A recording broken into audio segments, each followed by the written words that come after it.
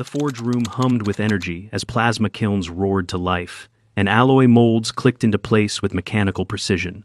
Sparks danced in the air like fireflies on stimulants. Around the perimeter, students of every species bustled with excitement, assembling high-frequency filaments, calibrating magnetic alignment rigs, and feeding rare minerals into atom splitters. Jack sat on an overturned bucket, holding a rock. Not a glowing, energy-infused meteorite or a molecular-grade cutting stone, just a rock gray, river-smoothed, and utterly unremarkable. In his other hand, he turned a sun-bleached chunk of femur, freshly carved down one side. No one saw him take it earlier that morning from the biome's edge. No one had asked where he was going. No one ever did. To his left, a glowing obsidian blade was taking shape in a stasis field. Across the room, a Zarnathi student nervously adjusted the polarity coils on her crystalline edge. The tension in the room was thick with competition and unspoken pride. "Are you sharpening bone?" Someone scoffed behind him, the translator capturing the disgust perfectly. Jack didn't look up. "Yup. Why not use the Academy's tools?" another voice asked, part curious, part horrified. "Or anything not pulled from a corpse?" Jack gave the bone a final stroke against the stone, tested the edge with his thumb, then looked up. Because, when you're out of options, you work with what already stopped breathing. They stared. He went back to sharpening. The Galactic Academy of Applied Survival Sciences, nestled beneath the protective domes of Kepler 9c's orbital moon, was supposed to be an academic utopia, a multi-species melting pot, a sanctuary of cooperation. But most of the time, it felt like a very clean, very expensive zoo. Species from across 20 systems came to train here. Suvanti, Krielix, Zarnathi, Orten, even a handful of sanctioned Bethelites, and all of them looked at Jack like he was an anomaly they weren't ready to understand. He was the only human, and he was always quiet. The class had been given the assignment 2 days earlier: forge a functional blade using only what could be found in the Academy's simulated wilderness or on-site fabrication tools. A test of survival, engineering, and resourcefulness, Professor Hiran had called it. "This is not about combat," the elderly, Orten instructor had clarified, his triple eyes narrowing under their armored lids. "It is about adaptation." Hiran had meant for the test to be technical. The rest of the class treated it that way. They lined up at the campus's mineral synthesizers, traded rare earth samples like currency, debated over blade curvature algorithms, edge density flow models, and micro-tempered crystal lattices. Jack left the room without a word and didn't return until sunset. When he did, his hands were dirty, his boots were wet, and he carried a knotted piece of cloth containing what looked like a fragment of sun-bleached animal spine. No one said anything directly to him at first, but the whispers spread faster than heat through plasma coils. Why is the human always covered in dirt? Did he kill something for that bone? Is it even legal? The blade itself was simple, almost ugly. About 8 inches from base to point, the curve rough but deliberate. He'd used riverstone to grind the edge into a sloping wedge. It wasn't symmetrical. It wasn't pretty. But when he tied the plant fiber cord around the base for a grip and pulled it tight, the tension sang in a way no filament blade ever did. The instructor gave it a glance, no comment. The class didn't know what to do with that. By the time presentation started the next morning, the tension had curdled into something sour. Students filed into the open presentation hall, each placing their blade on the polished black table at the front of the room. They'd taken care to make them look impressive. Aaron, a Suvanti, had embedded his blade with a shimmer core that glowed green when moved through air. Yelka, a Zarnathi, had forged hers from compressed photon warp crystal, its surface constantly shifting like light on water. Jack placed his bone blade gently, almost reverently, in front of him. He didn't introduce it. He didn't explain. He didn't smile. The silence that followed wasn't comfortable. Professor Hiran, in his droning tone, examined each submission, measured weight, assessed edge integrity, asked thoughtful questions about origin and design. But when he came to Jack's, he hesitated. "This is actual bone?" Jack nodded. "Probably cervid. The leg joint was intact when I found it near the north perimeter of the biome." "You used biological remnants to create a survival tool?" "Yeah." Hiran touched the blade with 2 clawed fingers and frowned. "Cultural eccentricity," he muttered. "Noted." He moved on. Behind Jack, someone whispered, "Barbaric." Another said, "Disgusting." A third coughed, loudly, "Primitive." Jack didn't flinch, but his hand drifted to the flat of the blade, fingers checking the edge. Habit. He heard someone say, "Why would anyone use a dead animal when you've got forges?" He didn't answer aloud, but his father's voice echoed in the back of his skull, clear as ever. Because sometimes, you don't get forges, you get time and teeth coming at you fast. During the break before the next round of evaluations, Jack sat alone beneath one of the simulation dome's observation trees. He ran a thumb down the blade's spine, counting the tiny grooves he'd filed to help with grip tension. Nearby, Instructor Hiran was muttering into a comm link, something about biosphere breach inspections. He sounded annoyed. A Zarnathi student named Pelka approached cautiously, holding her crystal blade in both hands like a delicate bird. "That thing actually cut anything?" she asked, not cruelly. Jack looked up at her, then shrugged. "Probably better than yours in rain." She blinked. "Rain?" "Crystal blades crack under high-speed temperature change, and they don't cut through wet cartilage well. Too much surface tension." Pelka looked down at her blade, a flicker of doubt creasing her face. "You test that?" Jack didn't smile, but he said, "My brother used to hunt wild hogs with obsidian, real thin edge. Snapped one mid-thrust once, nearly bled out." Pelka stared. "You hunt?" "I used to carry water." He hunted. "But, yeah, we all learned." She didn't know what to say to that. She left quietly. The shriek came just as Hiran opened his mouth to call the group back to order. It wasn't mechanical. It wasn't an alarm. It was alive. Something slammed against the outer plex of the simulation dome, followed by a heavy crash and a sound like branches exploding. A red light blinked twice over the main entry gate. Jack was already on his feet. Students screamed. A few froze. Others scrambled toward the exits. From the eastern tree line of the simulated forest, something moved fast and low.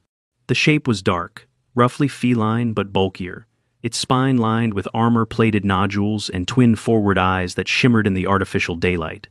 Professor Hiran roared, "Containment field breach, evacuate, emergency level 3. A Krellin stalker. Jack had read about them. Apex predators engineered for survival simulation. Not supposed to be lethal, supposed to have control implants, supposed to be confined to simulation sector 9. Supposed to. The creature surged through the practice zone with terrifying momentum. A Zarnathi student tripped and barely rolled out of the way before it carved a deep gouge into the synthetic turf with one of its claws.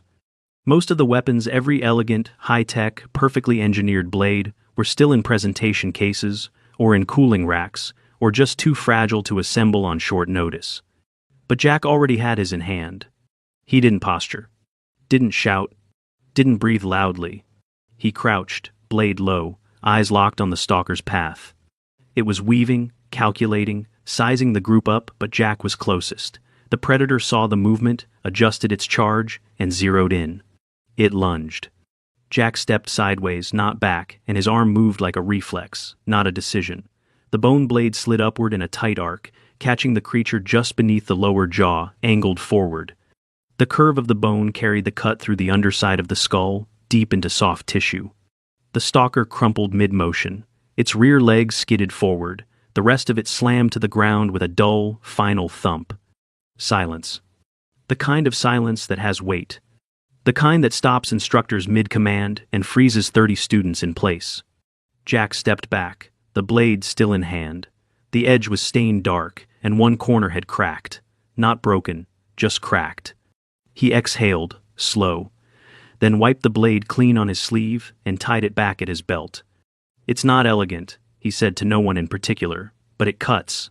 After the stalker hit the ground, time didn't restart so much as stagger forward like a stunned animal. The medbots came first, buzzing low and clinical as they scanned the twitching carcass. One hovered over the Krellin's head, emitting a low-frequency pulse to confirm neurological death.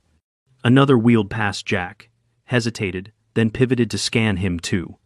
"No injuries," Jack said quietly, but the bot ran a diagnostic sweep anyway. It beeped twice, logged vitals, and floated off without a word. Behind him, the class still hadn't moved much. One student, Tarux, from the Jal system, was sitting with his legs folded awkwardly beneath him, blinking slowly like he'd just missed an entire lesson. His presentation blade, a lattice of micro-serrated flux steel, lay discarded in the dirt 10 feet away. It hadn't even made it out of its case. Instructor Hiran moved next. He didn't storm over or shout. He just walked, heavy-footed, eyes locked on the body of the predator and the slim bone blade now resheathed at Jack's hip. For a long second, he just stood there, arms crossed, triple eyes narrowing. "Report," he said finally. Jack nodded. It came through the east perimeter, took out part of the tree cover. No signs of sedation or inhibitor devices. Probably a containment override or power bleed. Not my field. Hiran's jaw flexed. "I meant your response." "I was closest. It charged. Blade went through submandibular access point, just behind the ridge. Jack didn't blink. I got lucky. Hit the artery, then spine." A low cough broke the tension. Pelka again, standing near the side of the clearing with her crystal blade now hanging limp at her side. "That's not luck." Hiran raised one hand to quiet her, but his expression had shifted. Not angry, not even confused, something closer to reevaluation. "You recognize the anatomy," the instructor said. "Mid-charge." "I grew up butchering game." Jack scratched behind his ear. "You learn where the joints and weak spots are, fast, especially when it's something bigger than you." "You hunted?" a nearby Suvanti cadet asked, the word sharp with disbelief. "Real animals?" Jack looked over. "Still do. My uncle runs meat dogs back in Montana. Wolves and cougars mostly. Sometimes elk, if the permits line up." Hiran's expression didn't change, but he exhaled heavily through his nose. "Montana is a Terran biome designation?" Jack nodded. "West North America. Temperate terrain, seasonal weather, mid-range predators, decent training ground." No one spoke for a while after that. Eventually, Hiran turned away, signaling the remaining staff to begin biohazard containment and log the breach. His last words before he walked off were flat, but quieter than usual. "Blade evaluations are suspended until further notice. Dismissed." The walk back to the dorm compound was slow. Nobody walked near Jack. It wasn't ostracism exactly, more like the kind of distance one gives a loaded firearm. Even the students who'd laughed about the bone blade yesterday kept their voices low and their eyes pointed forward. Jack didn't mind. He didn't feel like talking either. He cleaned the blade before he went in river water from the biome edge, a palmful of fine grit sand, and steady circles with a cloth until the edge was clean again. The crack near the tip was more pronounced now. Bone didn't like torsion. He'd have to reinforce it if he wanted to use it again.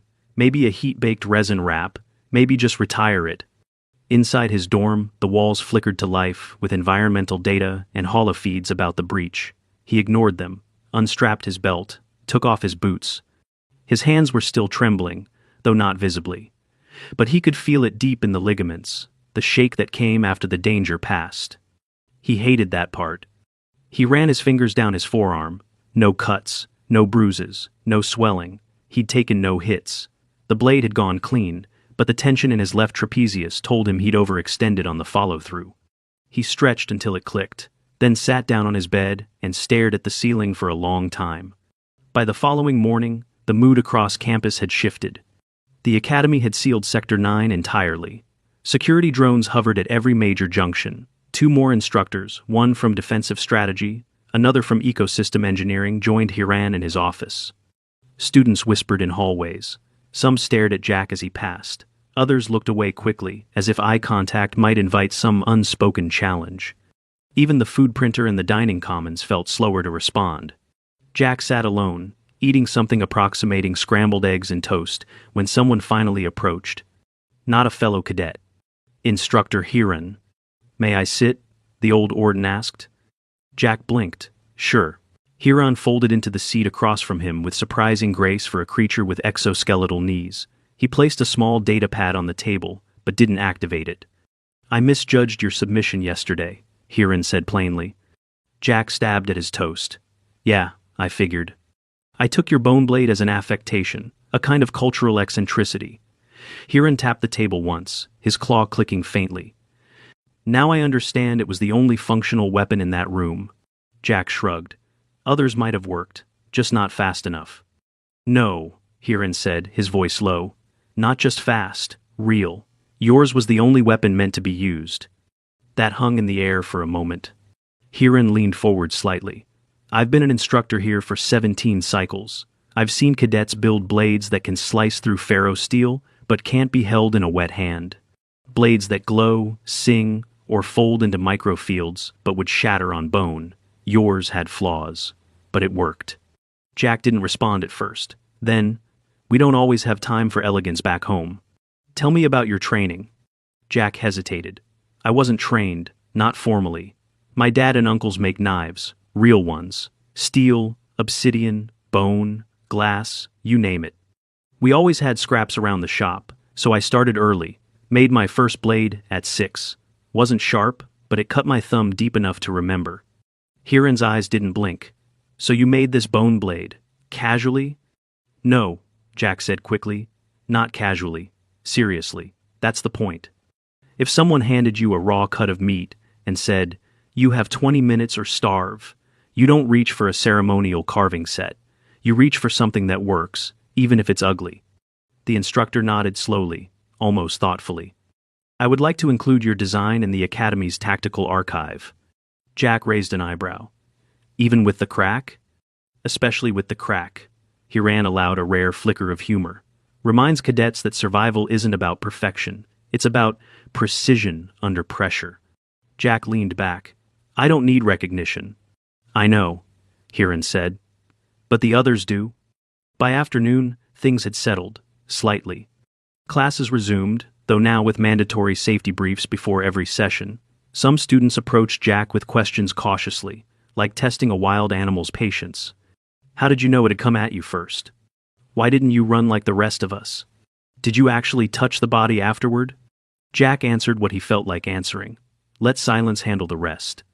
It wasn't until later that evening, during a required debrief with the Academy's trauma assessment unit, that someone finally asked the question that had been building under the surface all day. You don't seem particularly shaken, the attending medic, a soft-spoken Bethelite, observed. Adrenaline crash, yes, but no signs of acute stress, no panic response. Elevated baseline cortisol, but nothing irregular. That's unusual. Jack took a moment to respond, then looked her dead in the eye. I've seen worse. He didn't elaborate. He didn't need to. The medic stared at him a little longer than necessary, then quietly updated her notes and signed him off for class re-entry. Back in his room, Jack laid the cracked bone blade on his desk and stared at it in the low light. He turned it over once, twice, ran his finger along the uneven edge. A knock came at the door. He opened it to find Pelka standing there, holding a small bundle wrapped in cloth. I don't want to build with crystal anymore, she said, eyes darting briefly toward the blade behind him. Think you could show me how to sharpen without tech? Jack considered for a moment. Sure, he said, but first, we're finding better bones. The next morning, Pelka showed up outside the biome gate wearing a field harness 2 sizes too big and a look halfway between apprehension and stubborn resolve. Jack gave her a once-over. You ever tracked before? I've studied topographic mapping, she said, straightening the oversized harness, and emergency terrain analysis protocols. That's not tracking. She hesitated. No. Jack nodded and handed her a walking stick. Not carbon alloy, just real wood, stripped smooth and wrapped at one end with braided vine for grip. Pelka took it like it might bite her. Keep your eyes open, Jack said. Stay to the higher ground, and if you see anything with more than 4 legs and teeth, don't run, just yell. What if yelling doesn't work? Jack grinned faintly. Then run faster than me. They hiked for 2 hours. Not deep into the biome, just far enough past the simulated pine line to reach the gully where Jack had found the first bone.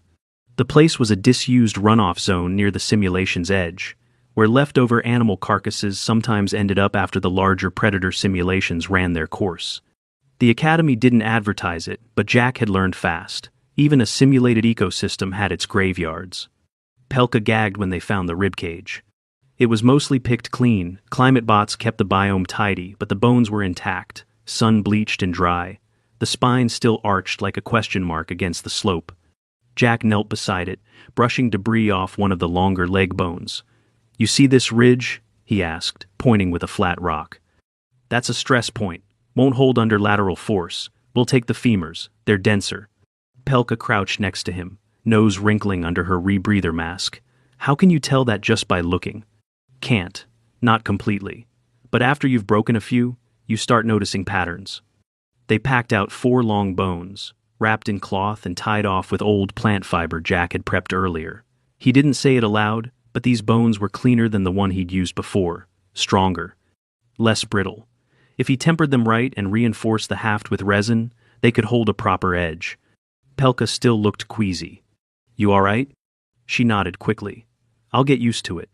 Jack offered a hand and helped her up. It helps when you stop thinking about it as dead. Start thinking about it as useful. Useful corpse parts, she muttered. Jack shrugged. Nature doesn't waste. Neither should we. Word got around. It wasn't just Pelka.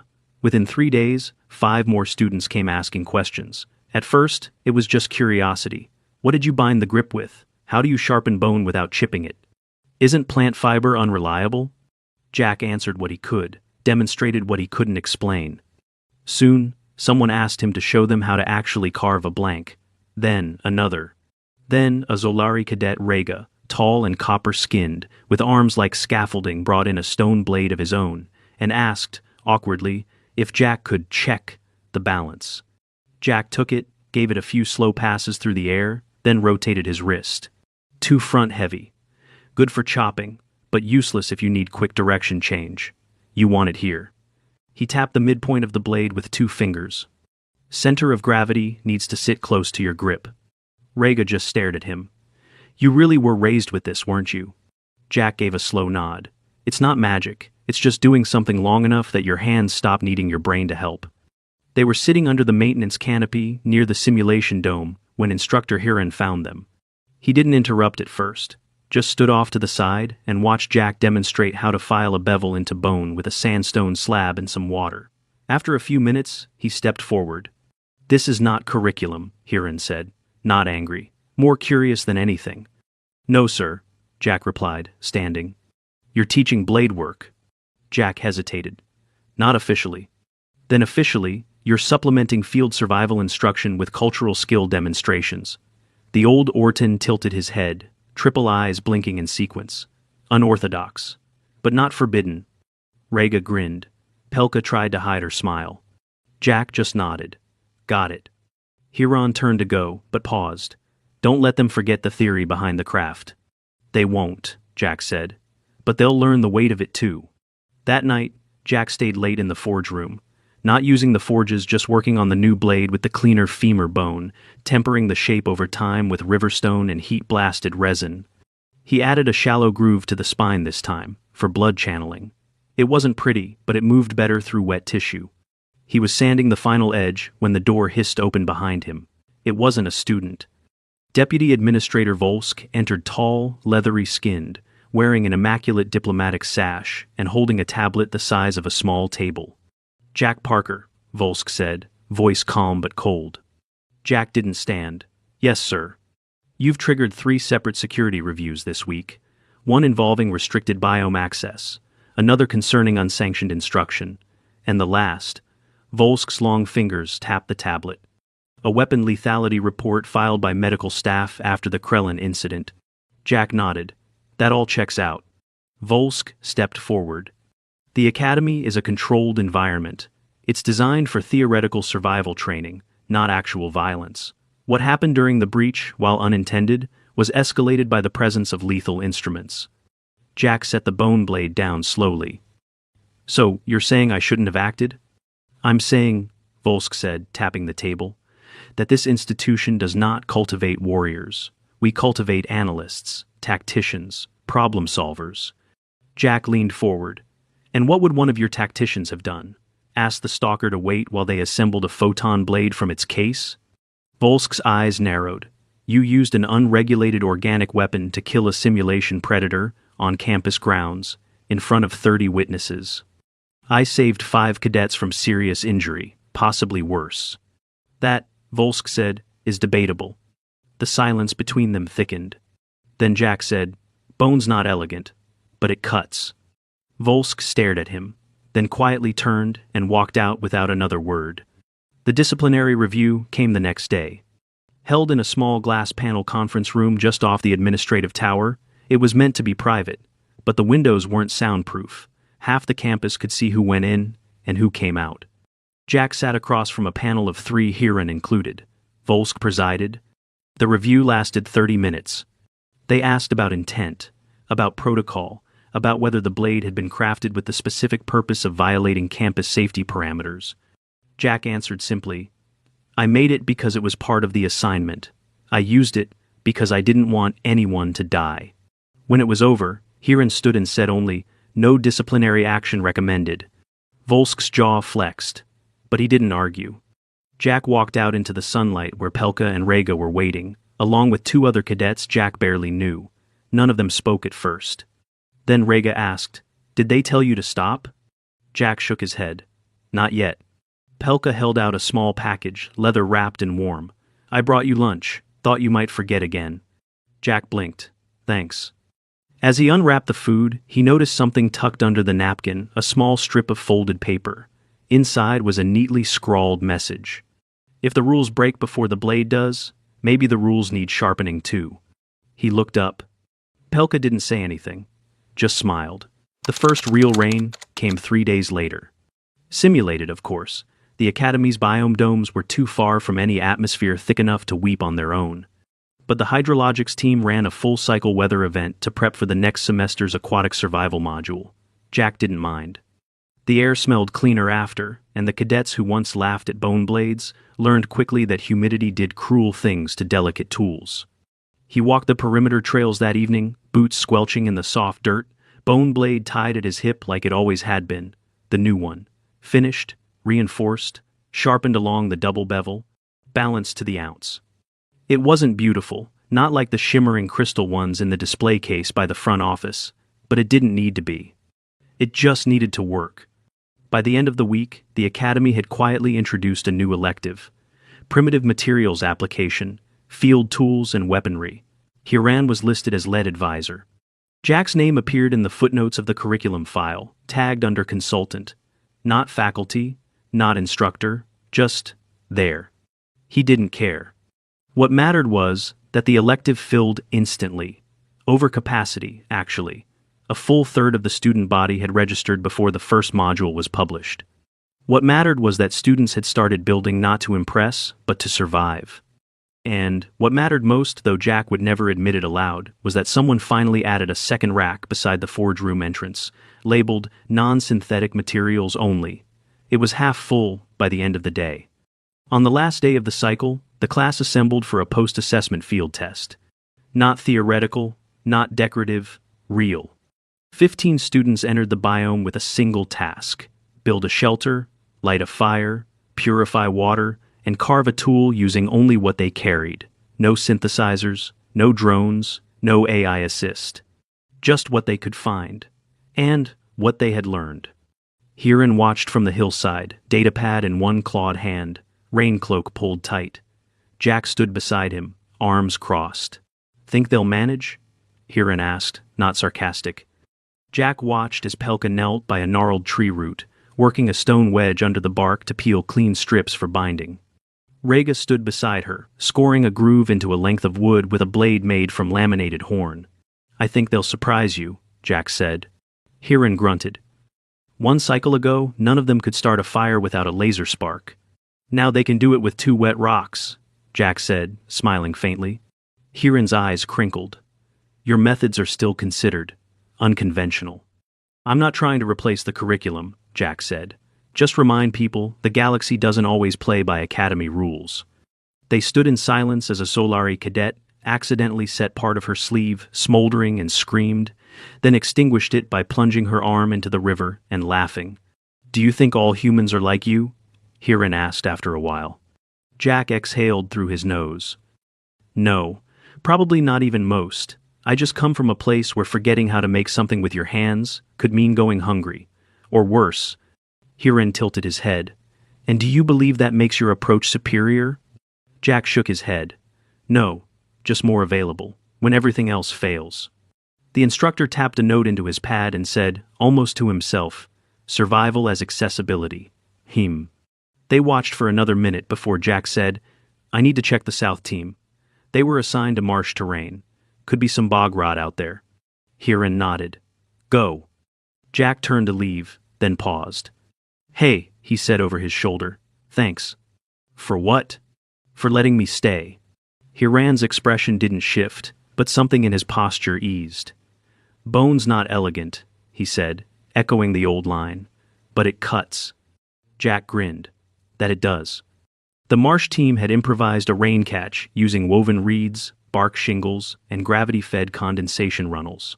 Their water container was a carved-out root bulb sealed with beeswax and sap. It worked. Jack inspected it, offered a few suggestions, then moved to the perimeter to double-check the area for sign of residual predators. The Krellin attack hadn't repeated security, had overhauled the containment systems, but he'd noticed something unsettling lately. The students didn't fear the predators anymore. They feared not being ready. He passed a small clearing where 2 students were practicing silent movement drills with homemade foot wraps. Beyond that, another group was setting tripwire traps, laughing as one of them accidentally triggered his own and fell face first into wet leaves. These weren't the same cadets who had scoffed at a bone blade weeks ago. They were quieter now, sharper, not grim, not paranoid. Just aware. Jack found Pelka sitting by the fire ring she'd built low, tight, wind-shielded with layered stone. She looked up as he approached and gestured him down. "I'm getting better," she said without preamble. He took a seat beside her. "You are." She held out a short blade, bone and stone mixed, bound with sinew soaked and dried for tension. "Took me 3 tries to get the groove right. I was splitting the tip." He turned it over in his hand. "You adjusted the angle." "I didn't try to make it symmetrical this time," she said. "I just made it work." He nodded. "That's the point." "Hey, Jack?" "Yeah?" "Why'd you come here? The academy, I mean." Jack was quiet for a long moment. "My dad used to say there are 2 kinds of people in a crisis," he said eventually. "Those who wait for someone to save them, and those who sharpen a stick and start moving." Pelka looked at him. "And he wanted you to be the second?" "No," Jack said. "He wanted me to teach the first kind how to use the stick too." They sat quietly for a while. Then Pelka pointed to the distant tree line. "You ever think about what you'll do after all this?" "Probably go home, maybe apprentice with my uncle again, make things." "Not apply for off-world service?" Jack gave her a look. "You think anyone wants the guy who killed a Krellin stalker with a bone blade?" She smirked. "I think a few people would." He smiled. "We'll see." When the final survival evaluations were published, they didn't list scores, just a simple note from instructor Huron. Survival is not measured by metrics alone. It is measured by readiness, by instinct, by application, by the weight in the hand when all other systems fail. Jack's name wasn't at the top. It was in the margin, not as a student, but as a reference. Some students joked about it. Others just started carrying a second knife on their hip, handmade, ugly, and brutally functional. When the next incoming class arrived, their instructors handed out standard academy toolkits. And a single note, printed at the bottom of the welcome pack. "Forge your blade, but be ready to use it." Jack left the academy a month later. He didn't say goodbye to everyone, just the ones who asked. Huron shook his hand without words. Pelka gave him a lopsided blade she'd made from horn and bark fiber, her first solo piece.